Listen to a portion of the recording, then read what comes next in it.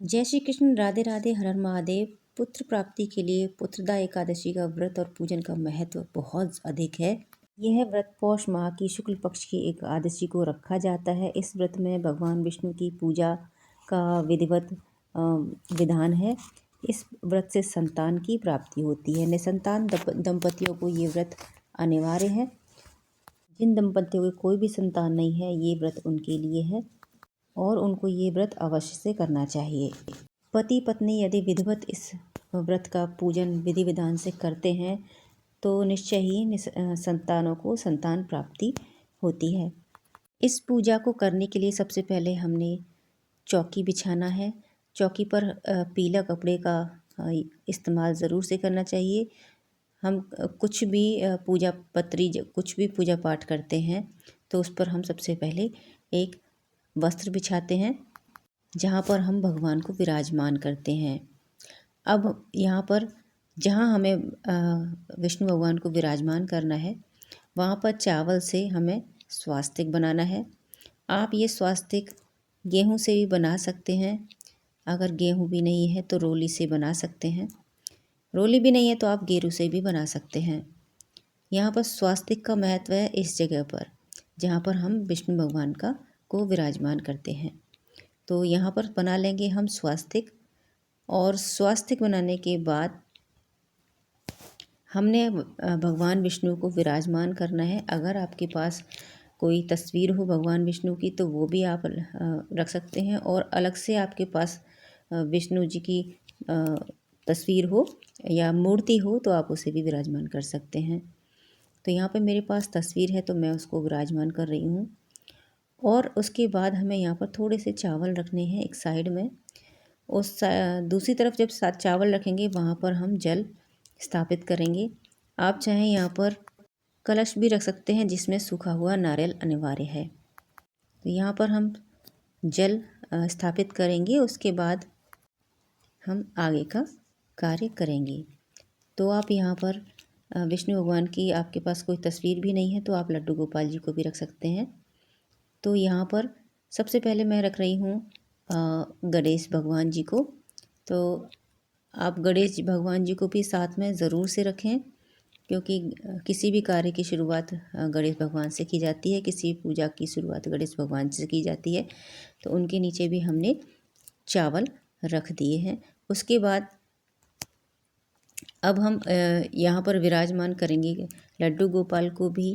और इस पूजा में तिल का बहुत अधिक महत्व है तो उसे आप ज़रूर से शामिल कीजिएगा। तो यहाँ पर मैंने अच्छे से लड्डू गोपाल जी को स्नान कराकर उनको गर्म कपड़े पहना दिए हैं। और लड्डू गोपाल तो लगते ही वैसे भी सुंदर हैं। मैंने यहाँ पर कोई भी गहना उन्हें नहीं पहनाया है। तो इस तरीके से हम यहाँ लड्डू गोपाल को भी विराजमान करेंगे। और उसके बाद यहाँ पर मैंने सूखा हुआ नारियल भी रखा है जो कि बहुत छोटा है, जो कि मैंने नारियल के पेड़ से ही लिया था। उसी से मैंने उस पर लेकर मैंने इसे यहाँ रख दिया है, क्योंकि सूखा हुआ नारियल भी पूजा में बहुत ज़रूरी होता है। अगर आपके पास है तो आप ज़रूर से रखें। और नारियल के ऊपर हमने कलावा ज़रूर से लपेटना है। नारियल को खाली नहीं रखते हैं तो कलावा ज़रूर से उसके ऊपर लगाएं। अब हमने गणेश भगवान के ऊपर भी कलावा लगाना है। और सभी जितनी भी हमारे पास मूर्तियां हैं या तस्वीर हैं उन सबको हमने नैवेद्य रूपी कलावा हम उनको पहना देंगे। निसंतान दंपतियों के लिए इस व्रत का बहुत ज़्यादा महत्व है। निर्जल रहकर आप इस व्रत को रख सकते हैं। आप फलाहार रख कर भी इस व्रत को रख सकते हैं। तो इस के बाद मैं लड्डू गोपाल को भी नैवेद्य के रूप में ये कलावा पहनाऊंगी। कलावा आप ज़रूर से पहनाएं। उसके बाद हमने यहाँ पर भोग ज़रूर रखना है। भोग रखने के लिए मैंने यहाँ पर तिल का यूज़ किया है। तिल का यूज़ करना अनिवार्य है। उसके साथ आप कोई भी मिठाई रख सकते हैं, जो भी आपने उनके लिए भोग प्रसाद बनाया है आप वो भी रख सकते हैं, लेकिन उसके साथ तिल रखना बहुत ज़्यादा ज़रूरी है। तिल का इसमें पूजा में बहुत विशेष महत्व होता है। उसके बाद हम यहाँ पर उनके ऊपर फूल अर्पित करेंगे। सभी भगवान के ऊपर हमने फूल अर्पित करना है। सत्यनारायण जी के पास, लड्डू गोपाल जी के पास और गणेश भगवान जी के पास सबको हमने एक एक करके फूल अर्पित करना है। तो यहाँ पर जल अर्पित करने के लिए हम यहाँ दूब घास का इस्तेमाल करेंगे। तो ये मैं अपने पौधों में से दूब घास लेकर आई हूँ, एकदम फ्रेश है, ये ताज़ा है। और आप कोशिश कीजिए आप अपने घर में ही दूब घास आप इस्तेमाल करें जो आपके घर में है। अगर आप बाहर से ले रहे हैं तो उस दूब घास का इस्तेमाल ना करें और उसकी जगह आप अपने पौधे में, अगर आपके पास पान का पत्ता हो तो पान के पत्ते से आप इसका इस्तेमाल करें। जल छिड़कने के लिए पान के पत्ते का इस्तेमाल करें। अगर आपके पास पान का पत्ता भी नहीं है तो आप मनी प्लांट के पत्ते का भी इस्तेमाल कर सकते हैं। तो यहाँ पर मैंने दूब घास के ऊपर भी कलावा बांध दिया है। और यहाँ पर तुलसी का सबसे ज़्यादा महत्व, सत्यनारायण की पूजा तुलसी के बगैर नहीं होती है।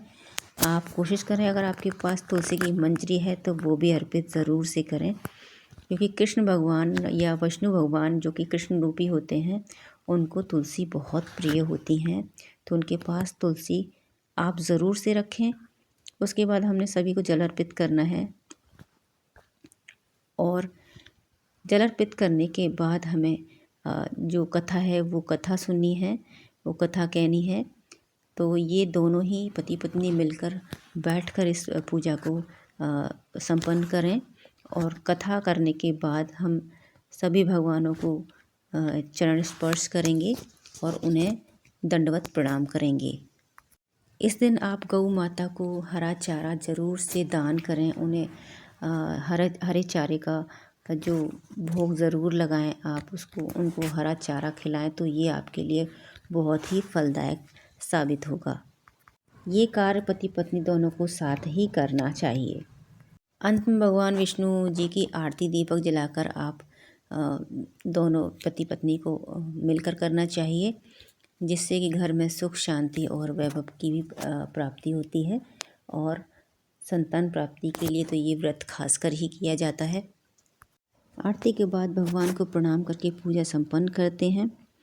पूजा संपन्न होने के बाद जो जल हमारे पास है, भगवान के पास जो जल है उसे आपको तुलसी माता को प्रदान कर देना चाहिए, उनके ऊपर चढ़ा देना चाहिए। इसको कहीं और नहीं देना चाहिए, या फिर आप किसी भी पौधे में इस जल को चढ़ा दीजिए। और इस तरह से पुत्रदा एकादशी की पूजा संपन्न होती है।